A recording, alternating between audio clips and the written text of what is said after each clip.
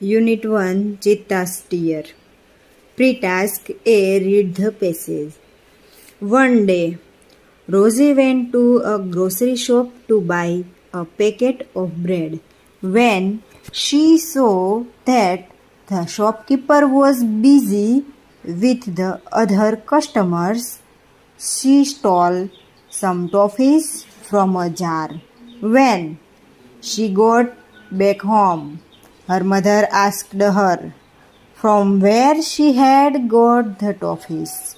Rosie told her mother the truth. Her mother said, "It's really very bad to steal. The shopkeeper might not be looking at you, but dishonesty destroys faith in people. So, one should never steal or lie." Rosie understood the words of her mother and went back to the shop to return the toffees to the shopkeeper. Rosie said, "I am sorry for what I did." The shopkeeper said, "It's okay, dear. You are a good girl." Paragraph 1. Long, long ago, a Zulu hunter was sitting under a tree. His name was Idi. He saw a large herd of deer grazing in the lush green meadow. Paragraph 2. He said to himself, "These deer are really wonderful, but I have to run a lot to catch one of them. Can't there be an easy way to get one?" Paragraph 3. Suddenly, he saw a female cheetah crawling silently closer to the grazing animals. Then she leapt and caught a deer. After some time, her two young cubs come out of the bush. They all enjoyed their meal. Paragraph 4. Idi's eyes brightened. They sparkled with an idea. He envied the cubs. "Can I be lucky as these beautiful cubs? They got their food without any effort. Can I have a hunter like their mother?" he thought. Paragraph 5. He decided to catch a young cub and train it to hunt for him. Then I shall only say, "Oh my dear, go and kill a deer for me." Ah, my life was very comfortable then. He was quite pleased with his own idea. Paragraph 6. He decided to follow cubs and steal one. From his experience, Idi knew that a cheetah never attacked a man. Therefore, it was safe to steal a cub. He followed the cheetah family till evening. At the sunset, the mother cheetah hid her cubs in a thick bush and left for a stream. Quickly, the hunter picked up his net and spear and ran into the bush. He saw two teeny cubs. They looked at him with their bright eyes. They were too young to run away. Idi threw the net over them and the cubs were caught. He needed only one cub, but he thought, it is always better to have two slaves instead of one. He dragged them with him and hid them under a big basket. Paragraph 7. The mother cheetah returned after a while. She did not find her cubs. She looked all around. First of all, she became angry and jumped wildly. She sniffed all around, but alas, she could not find her dear babies. At last, she became sad and started crying. She cried and cried for a whole night till the next evening. Paragraph 8. She cried and cried until her tears made dark stains down her cheeks. She was still weeping. Paragraph 9. At night, the mother Chitta cried so loudly that she was heard by a wise man living in a village. The old man understood what had happened. He immediately took his strong club and come out of his hut. This old man Shano was very wise. He loved animals and knew all about them.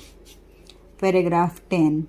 When Shano found out the hidden cubs, he knew that it was Idi's weak idea. He got angry with Idi. He rushed to the hut and shouted, "I hate you, Idi. Everybody of our tribe will hate you because you are lazy and weak too. We know that a hunter must hunt with his own strength and skill, but you are a lazy hunter. You are a thief. You have broke the rule of our tribe. You have brought dishonor to the whole tribe." Paragraph 11. All the members of the hunter tribe got together. They decided to drive away Idi from their village forever. Shano took the cubs on his shoulder and returned them to their mother. He saw that long weeping of the mother Chitta had stained her face forever. Page number 2. Paragraph complete. Page number 3. Facts about Chitta. Height 100 semis. Weight 65 kgs. Weight at birth 300 gram. Age of maturity 2 years. Identification. The Chitta has a lighter body and its legs are longer than the leopard's. It has isolated black spot where the leopard has cluster of spots. Habitat. Chittas usually live in open forests. Presently, they are found mainly in Africa. We had a lot of chittas in India, but the last one was shot by hunters around 1915. Habits.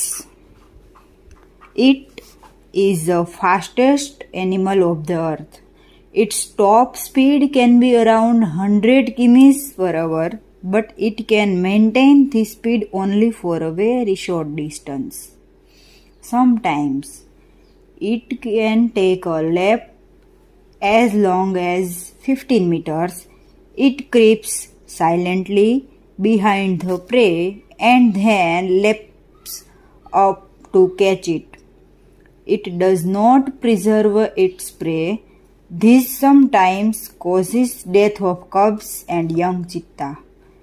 It is a solitary creature. It does not live in a group or a herd. Its family separates as soon as the cubs are mature. Diet. Medium-sized bucks are its main food. It also catches hares and large birds. Cubs. The female gives birth to 2 to 4 cubs at a time. They are very beautiful with long silver grey fur. The mother calls them by giving a high-pitched whistle like a bird. Glossary. Lush green meadow mean a field with a very well grown green grass. Crawling. Moving forward on long legs with a body close to the ground. Leapt. Jumped high. Sparkled. Shone or brightening. Envied. Was jealous of. Still. take away without permission. Stream, a small river. Dragged, pulled. Stains, mark that they are different to remove. Club, a heavy, strong stick used as a weapon. Tribe, a group of people living in a region from the beginning that have the same language and customs, means Adijati. Wicked, evil, morally bad. Dishonor, loss of respect because you have done something bad. Presently, now or currently. Creeps, moves very quietly so that nobody can notice. Preserve, save in good condition. Separates, stop living together. Unit 2, Dental Health, page number 16. Read. Sonia had a severe toothache. She could not eat anything, nor could she go to school. Studying at home was also impossible due to pain. She was not able to sleep also. Sonia said, "Oh ma, it's unbearable." "We must visit a dentist," said her uncle Ashok Bhai. The same evening, they were at the dental care clinic of Dr. Sharma. Dr. Bansi Sharma is a young and competent doctor. Dr. Sharma said, "Hello, young lady. What's the matter with you?" Sonia with difficulty. "Oh ma, doctor, I have a terrible toothache." Dr. Sharma said, I can see. Let me check it. Sit in the chair, please." Sonia sits in the dental chair. The doctor switches on the headlight. Dr. Sharma said, "Now open your mouth and say ah." Sonia, opening her mouth a little bit slowly, and said, "Ah, sorry doctor, I can't open my mouth any wider than this." Dr. Sharma said, "That's okay," moving the mouth mirror and the probe in Sonia's mouth. I see a black spot on one of your molars. There seems to be a cavity there." Ashok Bhai startled. "A cavity?" Dr. Sharma said, "Yes, a cavity, and quite a big one. I am prescribing some medicines today. The pain will subside by tomorrow. Only then the further treatment is possible. Can you come back tomorrow?" Dr. Sharma asked. Ashok Bhai said, "I will be out of station tomorrow." Dr. Sharma said, "Well, Sonia can come alone. She is a brave girl." Sonia said, "Yes, doctor. I will have to." Part 2. Next day, Sonia felt better. She did not have much pain. She visited the doctor again and fixed time. Dr. Sharma asked, "How do you feel today, young lady?" Sonia said, "Much better." Dr. Sharma cleaned the cavity with an air rotor. Then she filled it with a white substance known as light cured composite filling material. It contains synthetic resin, silica as filler, and photoactiver, etc. Dr. Sharma said, "Yes, it's done. Thank you for keeping your mouth open without speaking a word."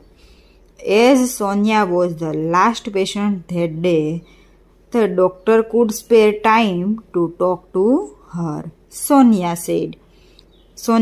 asked, "Doctor, would you tell me why I got this cavity?" Dr. Sharma said, "Well, tell me one thing," and asked, "Are you fond of sweets?" Sonia said, "Yes, I am. I love eating chocolates and ice cream as well as the other sweets." Dr. Sharma asked, "And now tell me one more thing. Do you brush your teeth regularly twice a day? Do you clean your mouth after meals and after eating chocolates or ice cream?" Sonia replied, "No, doctor. I brush my teeth only in the morning." Page number 70. Dr. Sharma: "That's the problem. You are not taking proper care of your teeth. You must brush your teeth properly twice a day, once in the morning and once again before you go to bed." Sonia asked, "What is the right way of brushing the teeth, doctor?" Dr. Sharma replied, "Most of the people brush their teeth while moving and brush in sideways only. But the right way is to move it upward and downward so that it removes the teeny bites of food stuck between the teeth. The gum lines should also be brushed with gentle strokes.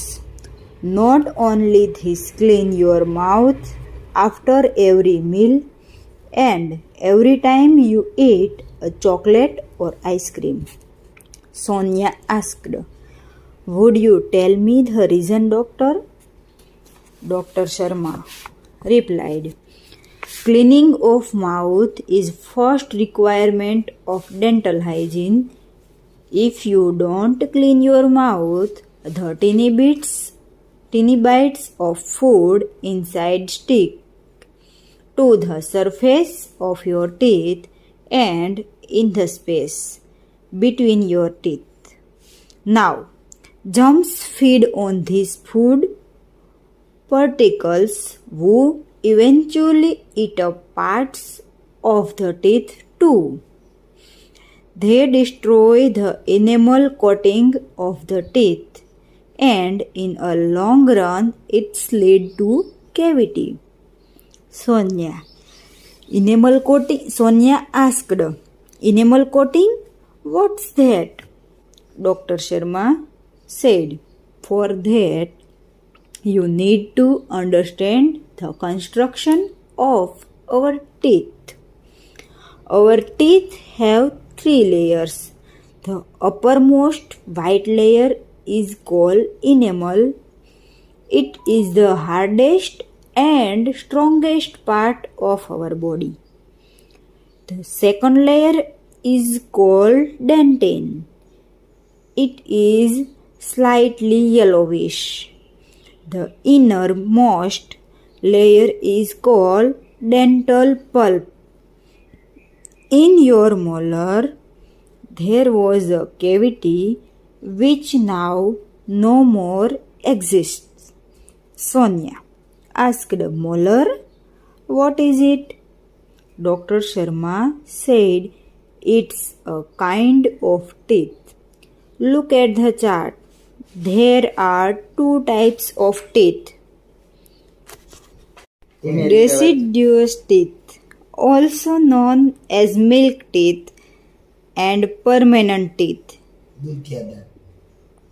Deciduous teeth are usually 20 in number and they shed one by one after growth. Thereafter, new permanent teeth come up.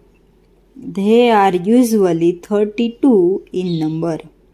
Sonia said, Yes, I also have 32 teeth, but they all are not the same. Dr. Sharma said, They are different in shape, size, and functions. There are 4 incisors, 2 canines, 4 premolars, and 4 or 6 molar in each jaw. Sonia asked, Can I ask you a few questions about my friend's dental problem? Dr. Sharma, Oh, sure, dear. Sonia, Pooja, one of my classmates, slipped off a train case and she has some fractured teeth. What should she do? Dr. Sharma said, Well, she needs to consult a dentist. After examining her teeth, the dentist will suggest the restoration of the teeth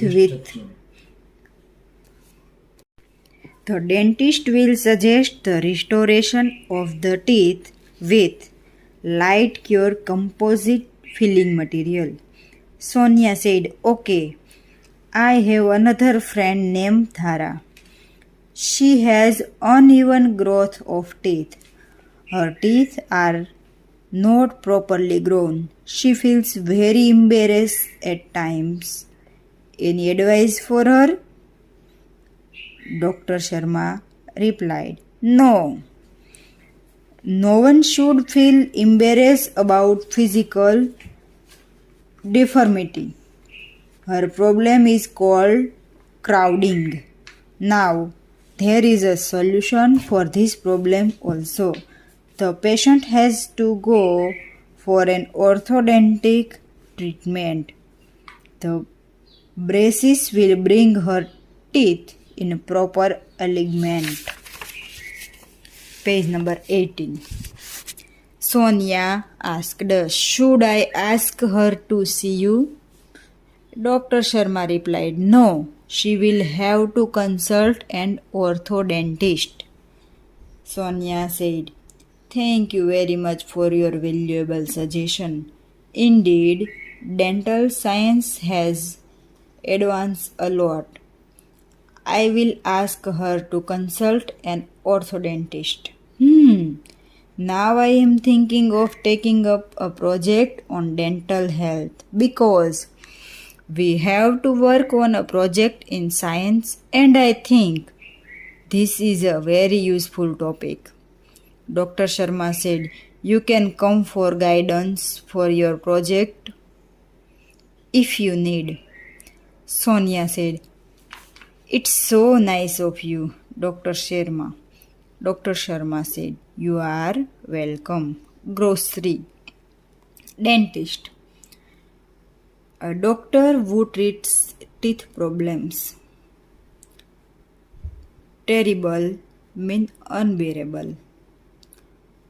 Toothache, pain of teeth. Competent means clever, capable. Spot means dot. Cavity means hollow. Startled, sudden shock or surprised. Prescribe, suggest, subside, decrease or reduce. Air rotor, an instrument to check teeth. Front of, like much. Substance, element. Requirement, need. Hygiene, study and practice of cleanliness. Teeny bites, small pieces. Particle, crumb or bit. Germs mean bacteria or microbe. Eventually, at last. Enamel, cover or coating. Layer, course. Deciduous mean temporary. Function, work. Incisor, sharp teeth for cutting. Canny, pointed teeth next to incisor. Molar, teeth at back or dad. Restoration mean replacement. Embarrass, to feel ashamed.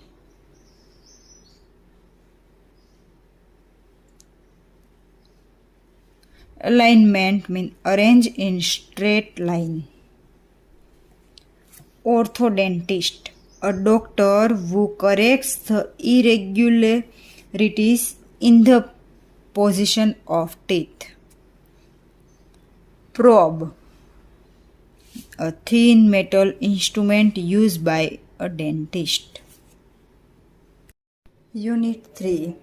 Mohan and his Veena. Pre-task, study the pie chart and write a paragraph by answering the question. You can see musical instrument like by student, guitar 10%, flute 40%, tabla 26% and harmonium 50%. Question 1. Which is the most popular musical instrument? Most popular mean most of percentage. You can see harmonium is the most musical instrument. Question 2. Which is the least popular musical instrument? Least percent is 10% of guitar. That means guitar is the least popular musical instrument.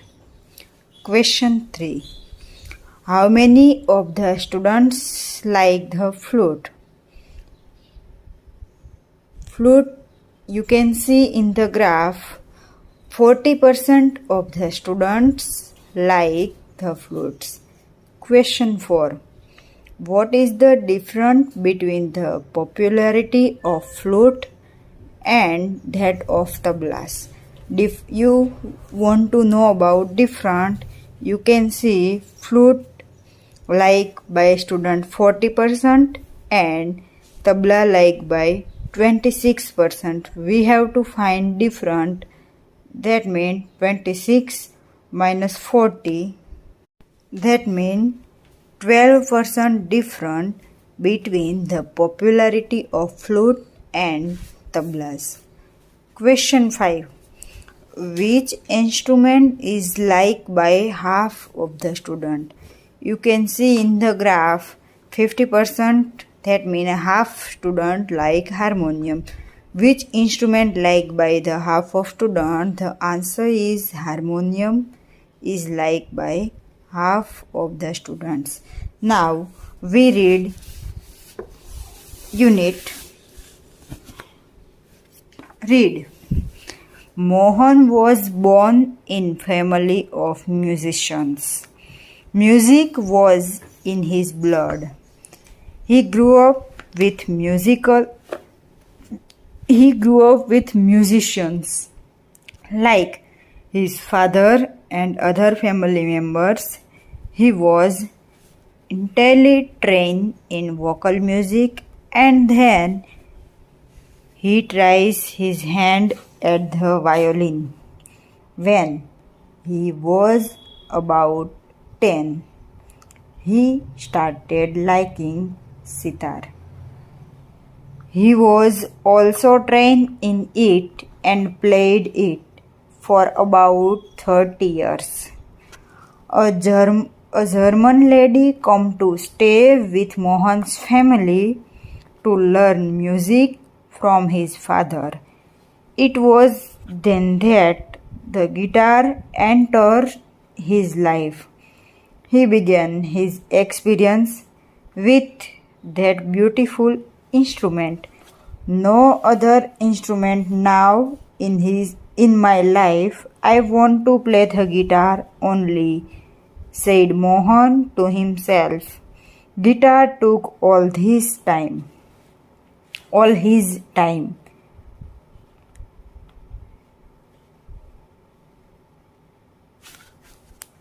Paragraph 3. Guitar, the whole day guitar. Ours is a family where sitar, vocal, and classical violin are the practice. The guitar does not have the effect which our instruments do, and moreover, it's not from India, said one of the family member. Do you know your father does not approve your love for the guitar, said his auntie. But his mother come to help him. Let him follow his heart's desire, she declared. Then his father started supporting him. He was enjoyed and decided to modify this Western instrument. He tries to make it suitable for playing pure Indian classical music.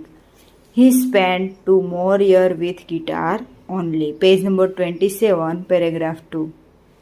One evening, there was a gathering of close family friends. In this small gathering, Mohan's brother, sister, and nephews, who were also performing artists, played music on their classical instruments. There was a great appreciation.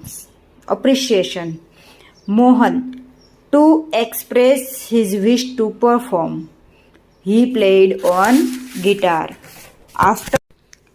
Next paragraph. After his performance, a relative said, "You need to work very hard with the new instrument." One of the relatives said, "If it were the sitar, you would have been in competition with your brother and sister. You have already spent 2 years on it, but still, this instrument needs more." After his next paragraph, after his performance, someone said, "The sitar's sound is like a flowing stream. Your instrument does not have that depth." Yet, next paragraph, yet another said, "Your brother plays the violin. His sur and tar are so beautiful. What are you doing with this instrument?" Mohan was depressed and cried for a whole night. He had already given 2 years of his life to this instrument. But from the heart, I am made for guitar. There is no instrument for me but the guitar, he thought. This instrument will become my face to the world, I am sure. I am doing to make it big, very big. He was determined. Next paragraph. This experience took place when Mohan was only 60 years of age. It was the turning point of his life. Mohan doubled his riyaz and practiced for about 10 hours a day. He also studied other aspects of guitar. He decided to incorporate the specialty, technique, and sound of every instrument into the guitar. He wanted to invent something which gave the sound and tune of the Western guitar, but could be played like an Indian veena. Not only the sound, Next page. Not only the sound that my instrument produces is important, but it must also express my vision. What I want to say through the instrument, he said to himself, and finally, with untiring effort and understanding of ragas, he created the wonderful Mohan Veena. Today, the world knows Mohan as Pandit Vishwa Mohan Bhatt, winner of Grammy Award. I just followed my heart's passion, and here I am, said Mohan at the award ceremony in 1993. Glossary. Music, musical, mean of music, express, show feeling by words. Experiment, trial. Instrument mean device. Performance, to do something or present before people. Vocal, uttered by voice. Incorporate, make something part of a wall. Include. Suitable, appropriate, approve, accept and appreciate. Appreciation, understanding and enjoyment. Determine, with one's mind made up, firmly decided. Depressed, sad and without enthusiasm. Beliefs, feeling that something is true. Depth, deepness. And last, aspects, particular feather. Unit 4, pre-task poem. I had a dove, and the sweet dove died, and I thought it died of grieving. Oh, what could it grieve for? Its feet were tied with a silken thread of my own hands waving. Sweet little red feet, why should you die? Why should you leave me, sweet bird? Why? You live alone in the forest tree. Why, pretty thing, would you not live with me? I kiss you oft and gave you white peace. Why not live sweetly as in the green trees? Let's start lesson. Lesson number 4. Call of Hills. Page number 36. Paragraph start. Hey Abu Mia, looking sad. Why are you sitting alone today? Where is your darling Kalua? Govinda was worried. Perhaps I have lost her. I have seen her footprints going up the hill. That devil must have killed her. Poor paragraph next. Poor Abu Mia was almost in tears.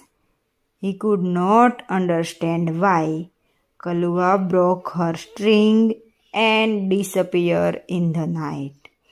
He used to give her green juicy grass and tasty grains, but even then his only family member had left his house.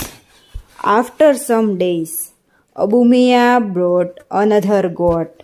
This new one was pretty, white as snow, had 2 little horns and pair of lovely bright red eyes. I will call you Chandni. Caressing her soft fur, he said. Next paragraph. One fine morning, his neighbor Govinda appeared. He saw Abu Mia talking to his only family member. Hey Abu Chacha, you look happy and healthy. How's life now? Next passage. I am the happiest person, Govinda. Chandni has brought new life to me. She loves me a lot and even I can't live without her. Abu Chacha was beaming with joy. Next passage. But what were you telling her? I saw you talking with your darling. Oh, yes, I was telling her the story of Kaluva's sad end at the bloodthirsty teeth of that devil on the hill. Abu Mia replied, but my dear Chandni will never leave me. She is too understanding and happy with me, he added. Govinda said, Abu Chacha, I am delighted to see you like this. I am sure Chandni will accompany you till your last breath. Next passage. Some years pass. Chandni developed an attraction for the hill. Every morning, she watched the hilltops shining in the tender sunshine. How beautiful these hills are, she thought, and how refreshing is the breeze that blows through them. I must run across those green fields. She ran toward the hills, but stopped with a jerk. There was a rope around her neck. She hated it most. Next. Gradually, Chandni stopped eating the green grass and tasty grains. Even she lost interest in Abu Khan's stories. She lost her appetite, grew very thin. She started moodlessly at the hills, bathing in the sunlight or playing with the clouds. Next paragraph. Abu Khan could sense what was happening to his dear Chandni. He pushed her into a small hut and shut the door, but forgot to close the small window at the back. Next paragraph. The same night, Chandni made the window her passage for freedom. When Chandni reached hilltops, the big yellow sun was rising in the horizon. She was overflowing with joy and wonder. The green grass under her feet became golden yellow.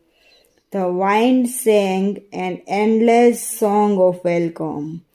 Chandni felt as if she were meeting her mother after years of separation.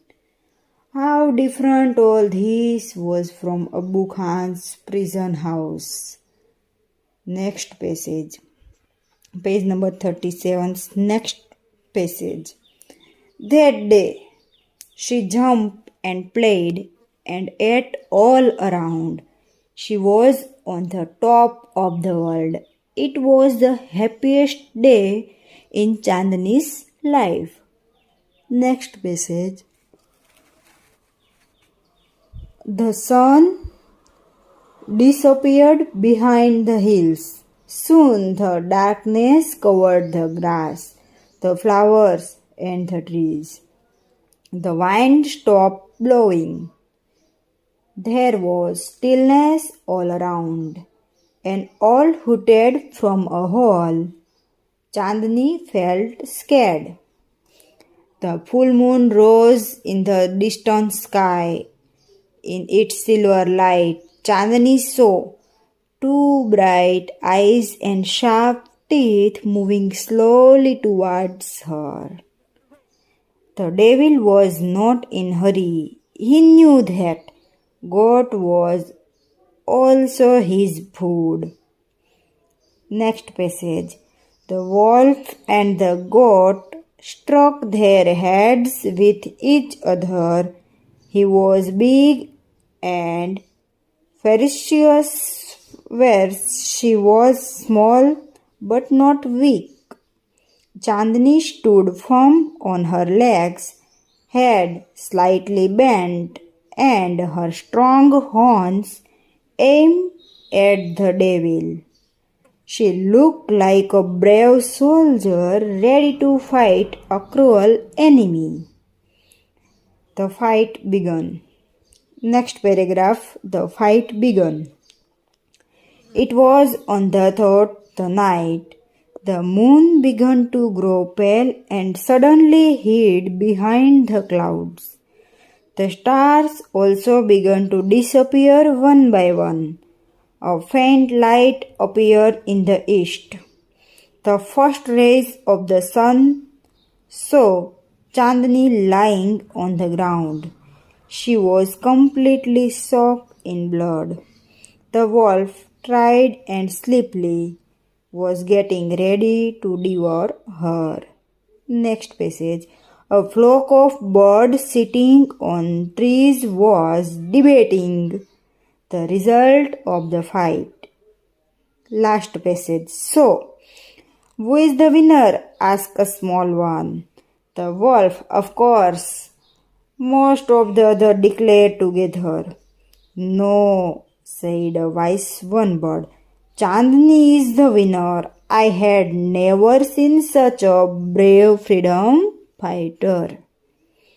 Now we read grocery. Bloody. Weak or bloodthirsty. Horizon. The line where the earth and sky appear to meet. Devil. Weak or demon.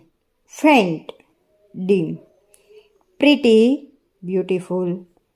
Caressing. Loving touch. Stroke gently. Separation. State of being or separate. ગુજરાતીમાં કહીએ તો વિયોગ અથવા જુદાઈ. Devour. Eat up hungrily. Beaming. Smiling happily. Prison. Jail. Debating. Discussing or arguing. Appreciate. Desire for food, hunger. Hoot. The call of an owl. Ferocious, cruel or violent. Unit 5. Rani Ki Vav. Paragraph 1. Rani Ki Vav, the stepwell, is an approved site on the World Heritage. It was declared by the World Heritage Committee UNESCO. UNESCO has recognized this masterpiece as an exceptional example of water management system. It is a wonderful sample of technological development for utilizing ground water sources in a single structure. It is also a unique illustration of breaking large spaces into smaller volumes with artistic presentation. Rani Ki Vav has a great appeal to every observer. Paragraph number 2. History of Rani Ki Vav. Let's read. Queen Udayamati, the widow of King Bhimdev I, constructed this vow between 1022 and 1063 AD. Rani Ki Vav has become one of the most popular places to visit in Gujarat. King Bhimdev I belonged to the Solanki dynasty of Anhilwad, Patan. After his death, Udayamati took up the project for solving the problem of water scarcity faced by the people of Patan. Unfortunately, the queen also died before the completion of this structure. In the world of architecture, her beautiful idea has received immense appreciation. Paragraph 3. Queen's Stepwell or Rani Ki Vav is a seven-storied structure. This east-facing stepwell is 64 meters long, 20 meters wide, and 27 meters deep. Each sculpture, passage, pillar, and pavilion in this magnificent structure has enchanting carvings. On its side walls, there are around 8,000 sculptures. There are nearly 4,000 big sculptures of different gods and goddesses in the Vav at present. These numbers would have been many more in the past in its original structure. Each story has narrow corridor for the visitors to appreciate beauty of sculpture and carvings engraved on the walls. Even the pillars of Vav are not exception to it. They display splendid artistic marvel on the stone. Next paragraph. In fact, the Vav is solely dedicated to Vishnu. One can find Vishnu in different shapes and postures. After Vishnu, next important statue is Parvati. Nearly 15 galleries have the sculptures of Parvati, 12 statues of goddess Gauri. Together at the same place are rarely found anywhere. The Sun Temple of Modhera has it.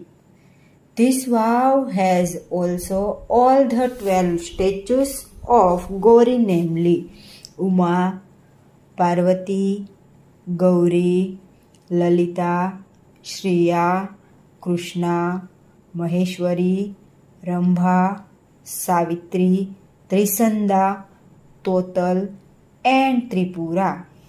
Besides, there are many statues of gods and goddesses such as Ganesha, Agni, Vayu, Surya, Bhairav, Chamunda, Brahma, Indra, Indrani, Vaishnavi, Varahi, Mahalakshmi, Kuber, etc. Next passage. There are also some of the rare sculptures of gods.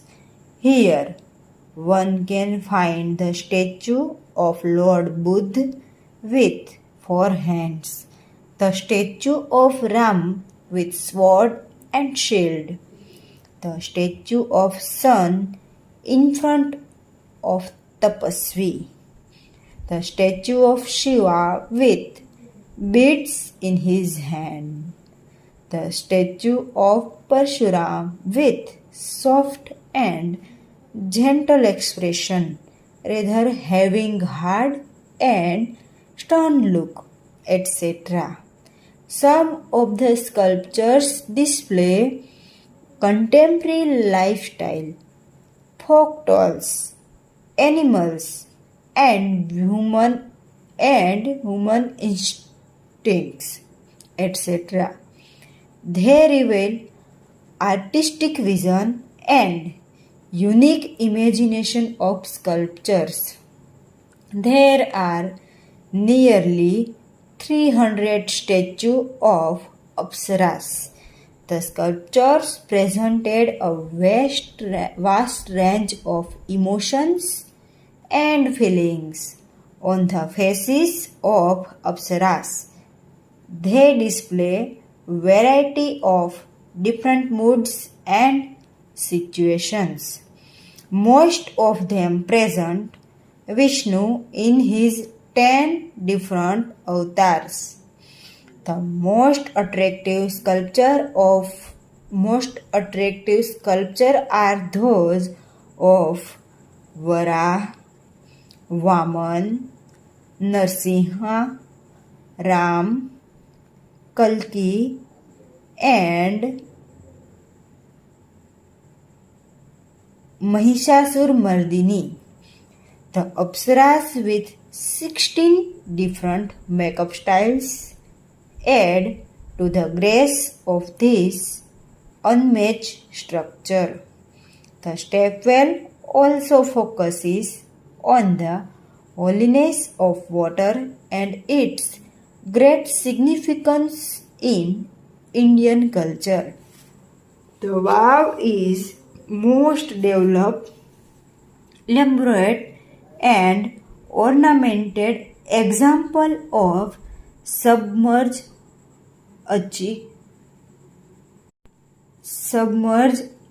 architecture. It signs the glory of development of stepwells in India. This wow is large and complex type of stepwell. It has ornamented panel of sculptures. It lay buried under the mud due to flood first and then vanishing of the river Saraswati. It was hidden under the layer of silt for almost 7 centuries. The Archaeological Survey of India, in short ASI, took a great care to preserve this structure. In February 2013, ASI mean full form Archaeological Survey of India nominated this wow for the World Heritage Site. With the excellent teamwork by the ASI and State Government of Gujarat, it got recognized by UNESCO. Now we listen glossary. Heritage. Things such as work of art pass on from earlier generation. Architecture, art and science of designing building. Silt, sand, mud, etc. that is carried by flowing water and it left at the mouth of river or in harbor. Masterpiece, task done with great skill. Immense, extremely large. Archaeological, related to archaeology, means in short Gujarati Puratatviya. Exceptional, very unusual. Sculpture, art of carving wood or stones. Preserve, keep safely. Utilizing, making use of. Magnificent, impressive. Nominated, formally proposed to choose. Aesthetic, beautiful. Enchanting, delightful. Dynasty, series of rulers of the same family. Significance, meaning. Recognition, acceptance, approval. Story, floor. Scarcity, shortage. Ornamented, decorated. Completion, get complete. Vanishing, disappearance.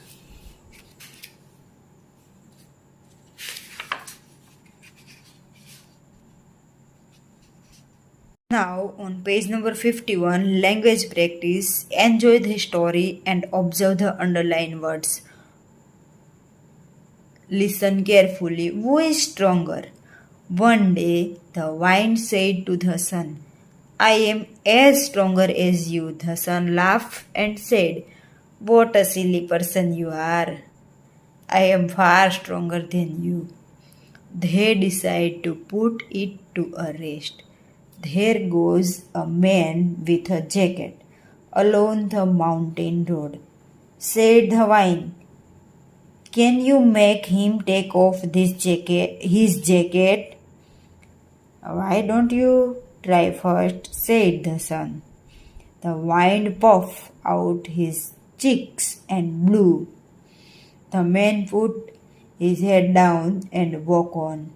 Then the wind blew harder and harder, but the man only held his jacket tighter against his body. The wind gave up and asked the sun to try. The sun just smiled, and it became as warm as summer day. The man was not comfortable, and he opened the button of his jacket.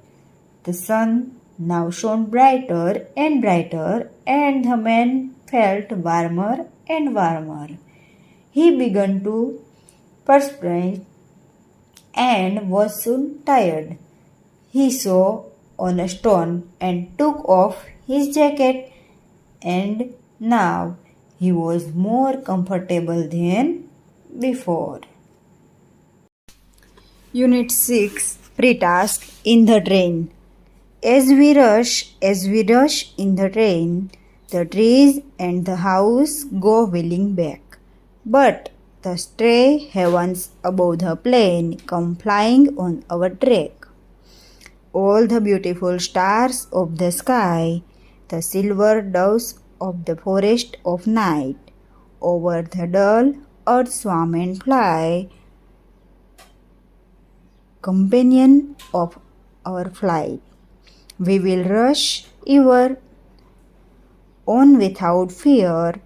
Let the goal be far, the flight be fleet. For we carry the heavens with us dear, while the earth slips from under our feet. Unit 6, Read. Let's read the unit. Page number 55. When I was at college, I regularly spent my summer vacation in Dehra, at my grandmother's place. I would leave the plains early in May and return late in July. Deoli was a small station about 50 kimis from Dehra. It was on the border of the heavy jungle of the Indian Terrain. Paragraph 2. I decided that one day I would get off the train at Deoli and spend the day there. I was 18, visiting my grandmother, and the night train stopped at Deoli. A girl came down the platform selling baskets. Next page, page number 56. It was a cold morning and the girl had a shawl across her shoulder. Her feet were bare and her clothes were old. She was a young girl, walking gracefully towards me. Next paragraph. When she came to my window, she stopped. She saw that I was looking at her intently, but at first She pretended not to notice.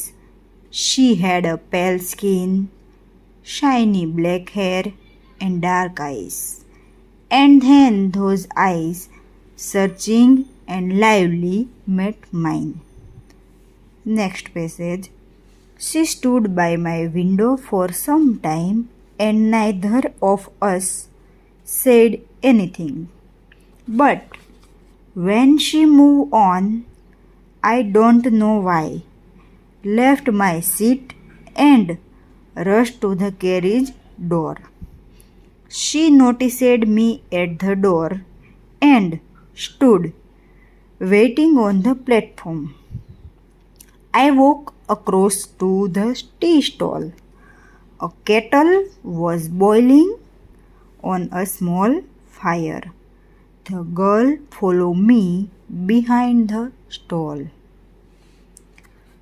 "Do you want to buy a basket?" she asked. "They are very strong, made of the finest cane." "No," I said. "I don't want a basket." Next passage. We stood looking at each other for a very long time, and then she said, "Are you sure you don't want a basket?" "Give me one," I said, and I took the one on top and gave her a rupee. I wished to touch her fingers but could not. Next paragraph. The guard blew his whistle. She said something, but it was the lost in clenching of the bell and the hissing of the engine. I had to run back to my compartment. I watched her as the platform slipped away. She was alone on the platform and did not move. But she was looking at me and smiling. I watched her until the signal box come in the way, and then the jungle hid the station. I could still see her standing there alone. Next passage. I set up a walk for the rest of the journey. I could not forget the girl's face and her dark, bright eyes. But when I reached Dehra, the incident got blurred and distant, for there were other things on my mind. It was only when I was making the return journey 2 months later that I remembered the girl. Next paragraph. I was looking out for her as the train drew into the station, and I felt an unexpected thrill. I saw her walking up the platform. I ran to the door and waved at her. When she saw me, she smiled.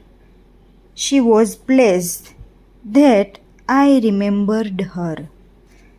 I was pleased that she remembered me.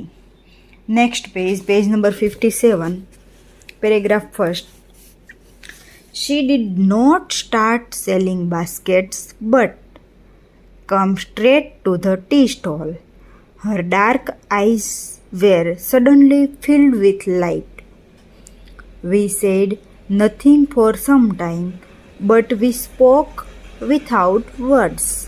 I felt the impulse to put her on the train there and then and take her away with me.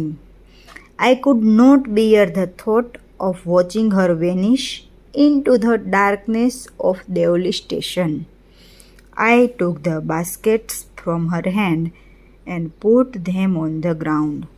She put out her hand to take a basket, but I caught her hand and held it.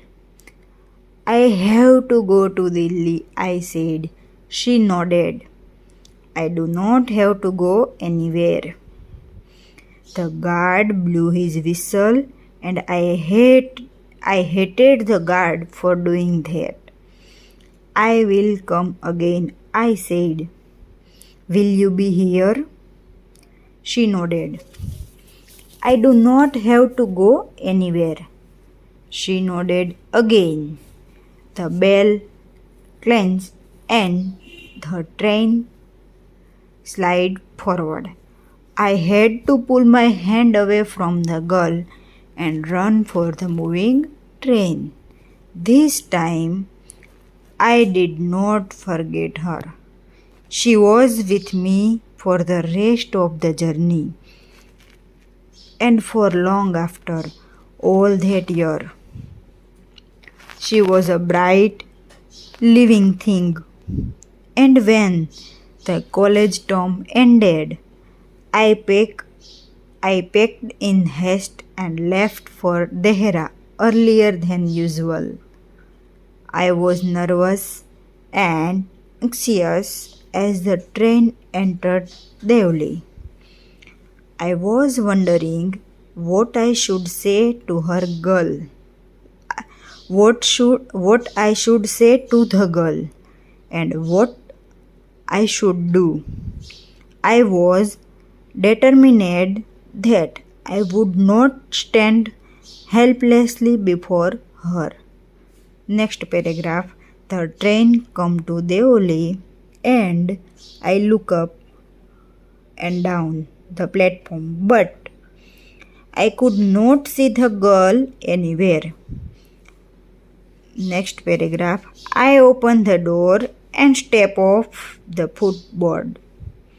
I was deeply disappointed. I felt I had to do something, and so I ran up to the station master and said, "Do you know the girl who used to sell baskets here?" "No, I don't," said the station master. The train was moving out of the station, and I had to run up the platform and jump for a door of my compartment. Next paragraph. As the only platform vanished, I decided that one day I would have to break journey there. I would spend a day in the town, make inquiries, and find the girl who had stolen my heart with nothing but a look from her dark, impatient eyes. Next passage. In the last few years, I have passed through Devli many times. I always took out the window to see the same unchanged face smiling to me, but I will never break journey there. I prefer to keep hoping and dreaming and looking out of the window for the girl with the baskets waiting for me. Last passage. I never break my journey at Devli, but I pass through as often as I can. Let's read unit number 7, page number 64. Anchor said, "Good evening, friends. Welcome to the video conference arranged by the Youth Club Ahmedabad. As you know, the subject of the conference is What's the Way Out? Teenagers of Gujarat would discuss their problems with well-known counselors of the state, Dr. Chandrakant Shah and Mr. Saurabh Bakshi. They will try to show the teenagers the right way. Let's begin the conference with a question from a 50-year boy." Page number 65. The boy said, Good evening, sirs. I am Jignesh from Talod. Mr. Shah said. Good evening, Jignesh. What's your problem? Tell us. Jignesh said. Lack of self confidence is my problem. It has led me to indecisiveness. I cannot take a quick decision and I feel I waste my time. I prepare a timetable but can't follow it. How can I build up my confidence? Mr. Bakshi asked, In which class are you studying? Jignesh replied, I am in class 10. Mr. Bakshi asked, Tell me, how many days do you plan for, Jignesh? Jignesh replied, I go for monthly planning. Mr. Bakshi said, Jignesh, don't plan for a long period. Don't set such a difficult goal to achieve. Be practical. Jignesh asked, So, should I plan for a week, sir? Mr. Bakshi replied, Not even for a week, but not even for a week. Plan only for one day and try to follow it. Get habituated to do like this. Jignesh asked, Will it build confidence in me? Mr. Bakshi said, Certainly. Only a few minutes back, you said you can't follow the timetable. This fact discourages you. Follow your timetable for some days. It will boost your confidence. Jignesh replied, Thank you, sir. Anchor said, Jignesh will be a confident man. Let's listen to the young lady online. The girl said, Namaste, sirs. I am Dilshad from Rapar. My face is full of pimples. How can I get rid of them? Mr. Shah asked, What have you done so far? Dilshad said, I have applied various creams, but nothing has worked. Mr. Shah said, Dilshad, don't worry too much. Pimples are common at this age. They are sure to go. Dilshad asked, But how? I am tired of applying creams. Mr. Shah said, Don't get carried away by the ads. Better consult a skin specialist. Dilshad said, Thank you, sir. Anchor said, Dr. Shah, here is Antim with a question. Antim said, Good evening, sirs. I am Antim from Kavitha. Mr. Bakshi and Dr. Shah said, Good evening. What's your question? Antim asked, Sir, can a blood donor acquire HIV? Mr. Bakshi said, That's a good question. By the way, a student like you cannot donate blood. Antim said, I know that, sir. I just want to know. Mr. Bakshi said, It is quite safe to donate blood to an HIV patient. The patient donor cannot get infected because the instruments are sterilized. Antim said, Thank you, sir. Anchor said, You should know AIDS for no AIDS. Before we conclude the conference, Let's listen to Harish's problem. Page number 66. Harish said, "Good evening, sirs. I am Harish from Devgadwaria. I have a habit of chewing gutka. Because of this habit, my teeth are spoiled. I want to get rid of this habit. Please help me." Dr. Shah asked, "In which class do you study, Harish?" Harish said, "Sir, I am class 9 student." Dr. Shah asked, "How old your habit?" "How old your habit?" Harish said, "About 2 years." Dr. Shah asked, "How often do you chew a gutka?"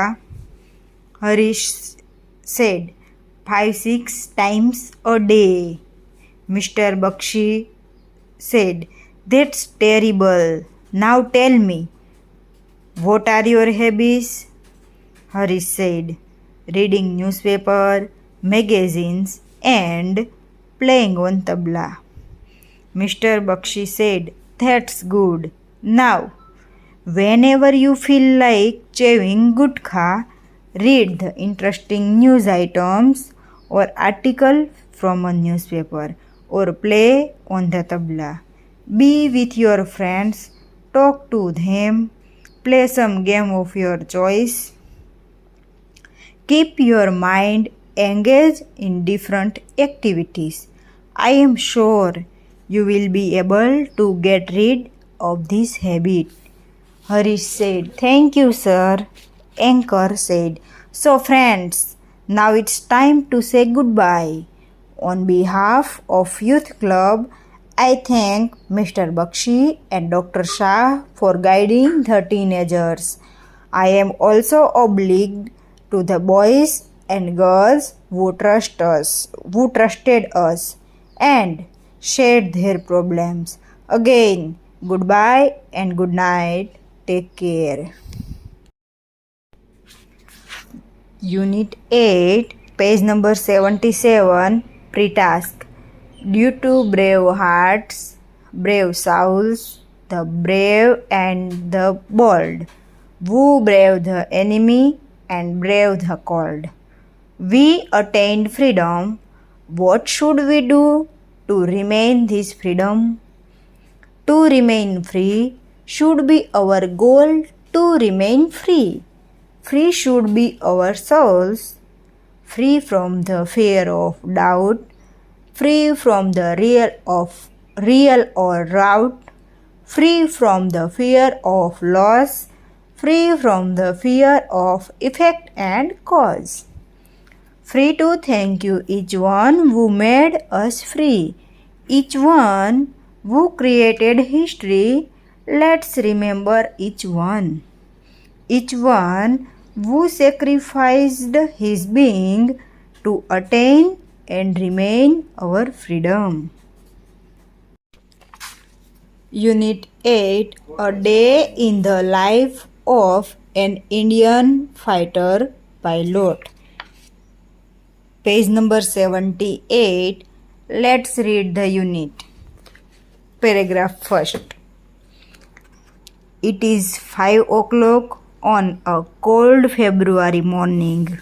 Wing Commander K.S. Suresh steps into a staff car that will take him to an airbase of India's western sector. The black car passes through barrack-type houses and stops at an Air Force security gate. A uniformed guard recognizes Suresh and salutes him smartly. Behind the gate stand MiG of IAF squadrons, each under a different commander. K.S. Suresh, called as Cookie, commands 321 Squadron. Next paragraph. At 5:20 a.m., Cookie is in a flight planning room. There are maps and identification charts on the wall. Today's order for Cookie is an airstrike at Batala, Punjab at 7 a.m. He will lead a two-plan formation against enemy 17th Armored Brigade of hostile country. Next paragraph. This mission is assigned by command headquarters. Wartime conditions are practiced as actually as possible. On this day, Cookie is too busy to worry about the risks. He calls the meteorological officer to get the weather report. Thick clouds at 550 meters, visibility 5 kilometers, a haze at 400 meters, west wind at 50 km per hour, and slight air disturbance. Now, marker pens, rulers, protectors, and compasses are waiting for him on a long wooden table. Cookie takes out a map from the shelf and chalk out the path and speed of the plane. In 1 hour, the mission is planned. Then he goes to another room and discusses the target with an army officer. Squadron leader Bundle Tyagi is present there. He is Cookie's wingman on this trip. During this exercise, rank means nothing. Next paragraph. Only 20 minutes are left before engine starting time. Cookie grabs helmet, oxygen mask, and headset and walks to the serving station. There, he examines form certifying that every part in the plane has been checked. Then he walks around the plane to check for leaks, loose panels, and pins. There are none, so he climbs into his seat, connects his oxygen supply and radio.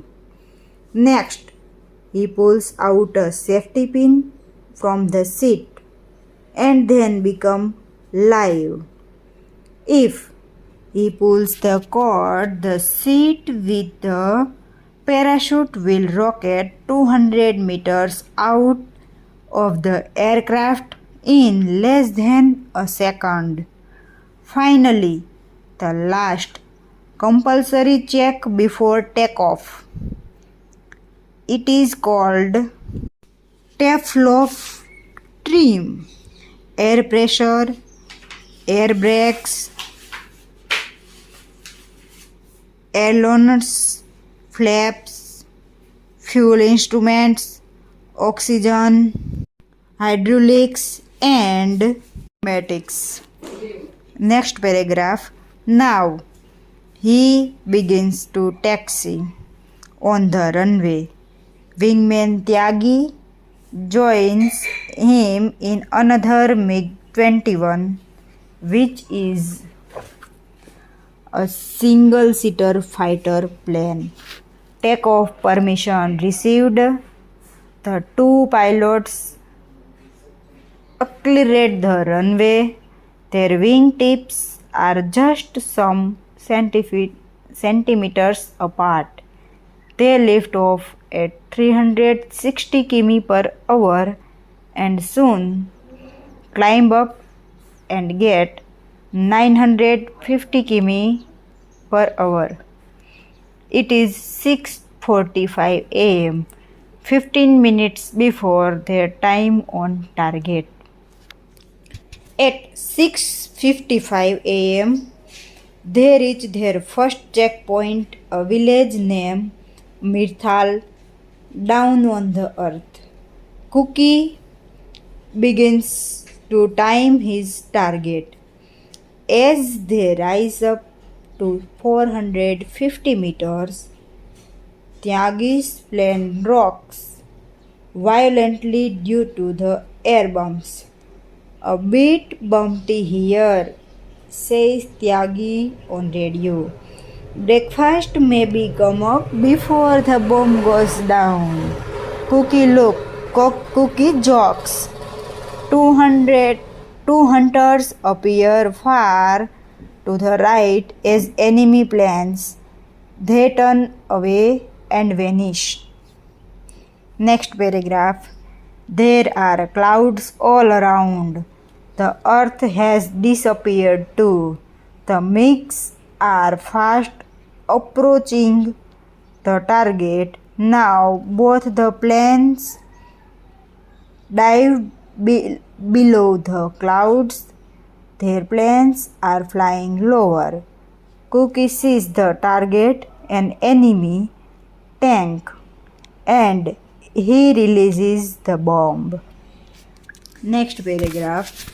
This is a perfect opportunity to rehearse attack procedures and bomb aiming. At the time of firing, automatic camera capture the action. The two planes circle, then come down on another target, a bridge. There is a strong wind. Therefore, they releases the bombs earlier, but with accurate calculation. We have got it right, they say. Visibility has become worse. Let's go home, says Cookie. Next paragraph. Back at the base, they report to the army man. He admires them. Commanders, your plans were in the right place at the right time. You have given effective support to the army. Next paragraph. Like every Indian fighter pilot, Cookie, Suresh does several hundred hours of flying in a year. Generally, 2 daytime flights and 1 nighttime sortie. This means that more than half of his working hours are devoted to flying, mission planning, and reporting. For the rest of time, 41-year-old Cookie is an attack instructor, an air combat leader, and a teacher of accurate weapon delivery techniques. He also seems that all the pilots in his squadron maintain this proficiency. Every few years, a pilot is rested for a year or two at the desk job. Last sentence. The wing commander of 321 squadrons, K.S. Suresh, is proud of IAF. So is IAF.